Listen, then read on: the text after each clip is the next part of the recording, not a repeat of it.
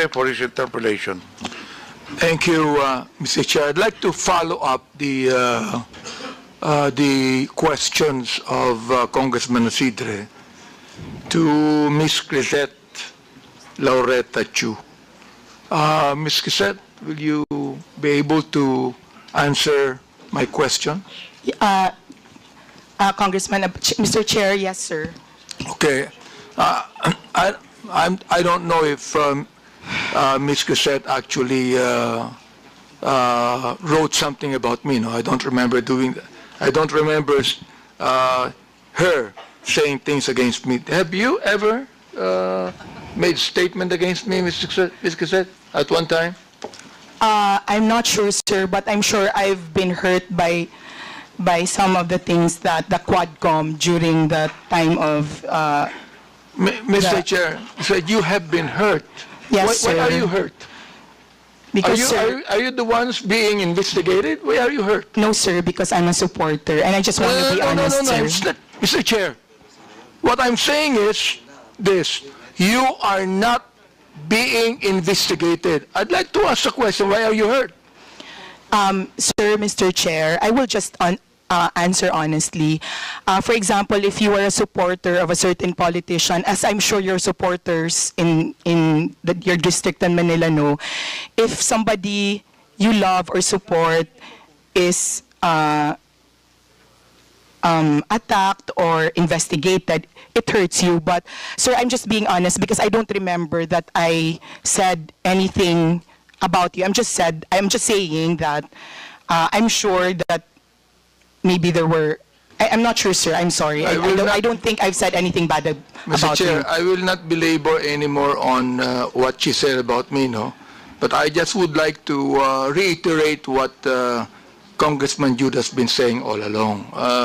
You said you're a journalist, right? Yes, sir. Okay, I'm not a journalist. Yes, sir. And you said a while ago that you write what you feel.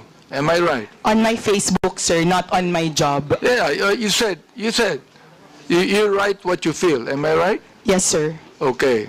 Now, I do not need to be a journalist to write what I feel. Am I right? Yes, sir. All right. So why do you always say you're a journalist? Because they asked me, sir, what I do. You were not asked about being a journalist. You said it, that you are a journalist. Now, Sir, being a journalist, Mr. Chair, binanggit mo yung daw. Is that what you feel? Or are you trying to say now that that is what the masses feel? Mr. Chairman, that's what the impression I got from the social media platforms. The like impression? TikTok. Yes, sir. That you got. We call it social media impression, sir. Well, I'm quite ignorant with the social media impression, Mr. Chair. But what I'm saying is this. You said that you write what you feel. Now, when you said daw, na maraming nag-resign na mga pulis, daw, all right? You were not writing what you feel. You were actually writing what you think the masses feel. Am I right? Sir, in the first part of the sentence, yes, sir. And then the second part of the post where I had my own opinion, it was what I felt, sir. So you believe that what you were writing, what you believe to be what the masses feel? Yes, sir, that's right, sir. All right. So you're not writing what you feel, actually. Yes, sir, as well, sir. Therefore, you were wrong in your first statement. Yes, sir. Okay, sir. Good. Very good. I'm so glad that you admitted that. All right. Now here it's... in light of the new information, sir, in light of the press I do not release, need you sir. to explain. I don't need you to explain, Mr. Chair. Yes, sir. Thank you. You admitted you're wrong, and that's it. Yes, sir. Thank All you. right.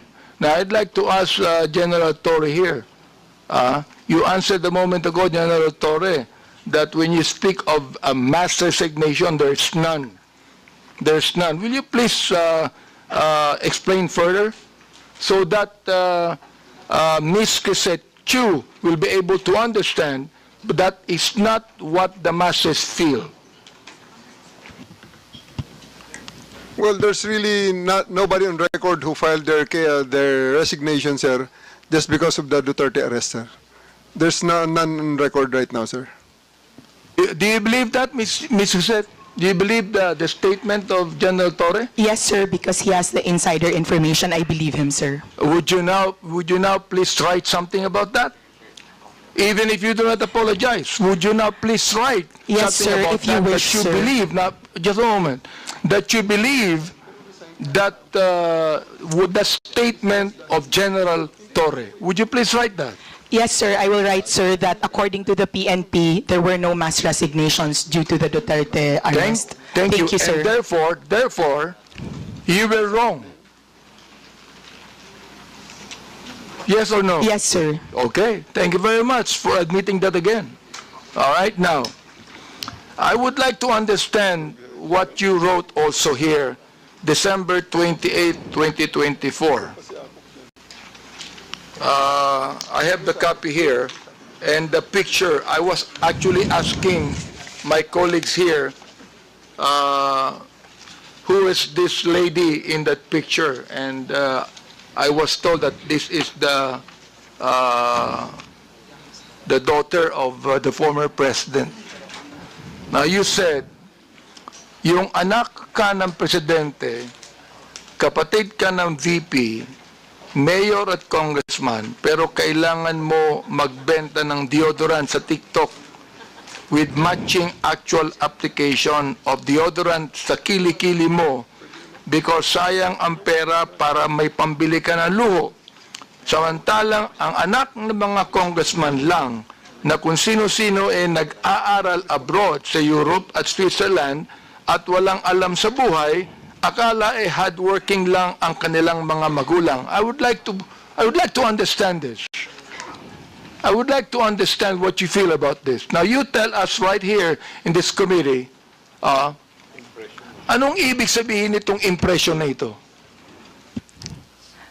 Mr. Chair, respectfully, I would like to say that there are many congressmen whose children live lives that are far beyond what their son and of their parents have.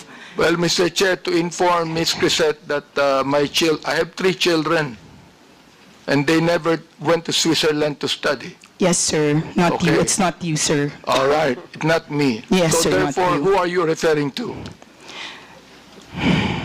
Sir, I would not... You give us names. Who are you referring to?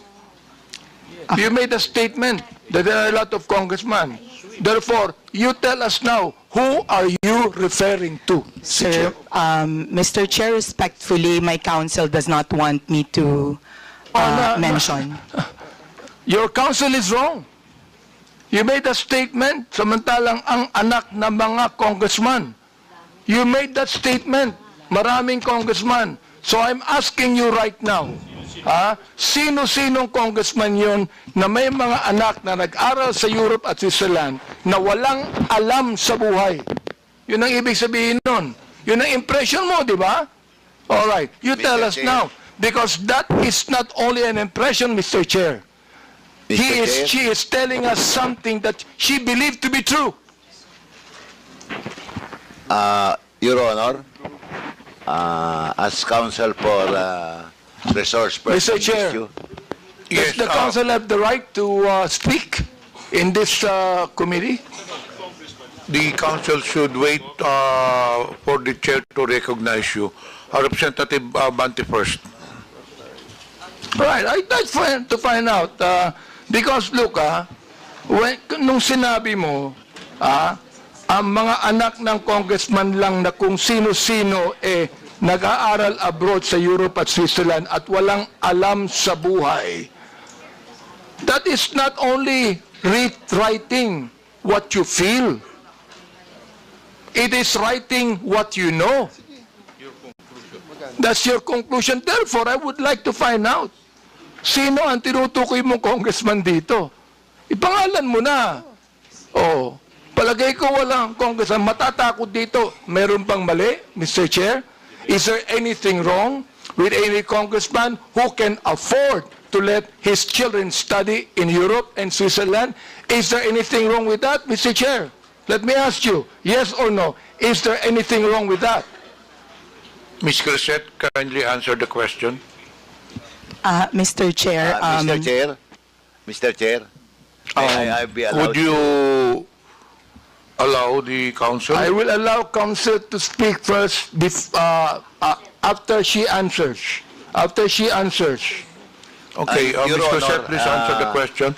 Your Honor, to facilitate the expectation of the Honorable Congressman, may I be allowed to give 1 minute just to confer with my client, Your Honor?